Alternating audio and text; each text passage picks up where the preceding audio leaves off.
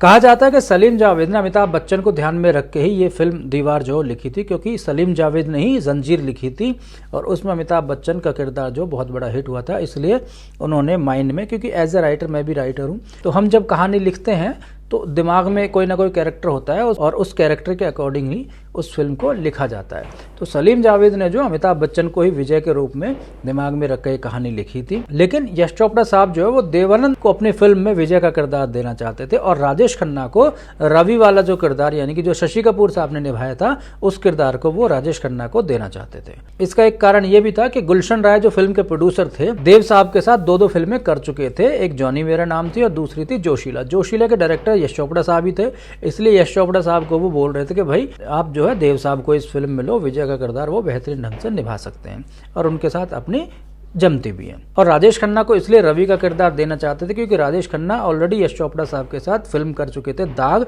और दाग बहुत बड़ी ब्लॉकबस्टर फिल्म हुई थी। इसलिए गुलशन राय का जो सजेशन था वो भी ठीक था, गलत नहीं था, कि देवानंद और राजेश खन्ना दोनों अपने आप में सुपरस्टार थे और दोनों को लेकर दीवार फिल्म जो है बना ली जाएगी। तो ये उनकी एक प्लानिंग थी जो उन्होंने सलीम जावेद को बोली कि भाई हम जो है देवानंद और राजेश खन्ना को लेंगे। लेकिन जब देवानंद साहब को ये फिल्म की कहानी सुनाई गई तो उन्होंने इस फिल्म को करने में कोई दिलचस्पी नहीं दिखाई, मतलब देव साहब प्लानिंग से बाहर हो गए। अब बचे राजेश खन्ना। तो यश चोपड़ा साहब ने प्लानिंग में थोड़ी सी चेंजिंग की और जो देवानंद साहब निभाने वाले थे वो कैरेक्टर राजेश खन्ना को दे दिया, और राजेश खन्ना वाला जो किरदार था उसके लिए उन्होंने नवीन निश्चल से बात कर ली। नवीन निश्चल ने उस वक्त हाँ कर दी क्योंकि राजेश खन्ना बहुत बड़े सुपरस्टार थे और उनके साथ फिल्म करना बहुत बड़ा अपने आप में एक अपॉर्चुनिटी थी, तो उन्होंने उस फिल्म के लिए हाँ कर दी। माँ के कैरेक्टर के लिए यश चोपड़ा साहब ने वैजंतीमाला से बात की, लेकिन वैजंतीमाला ने कहा कि यार मैं तो अभी इतने यंग स्टेज में मैं माँ का किरदार जो है नहीं निभाऊंगी, तो उन्होंने उसको मना कर दिया था। तो यश चोपड़ा साहब ने राजेश खन्ना को साइनिंग अमाउंट दे दिया और उनको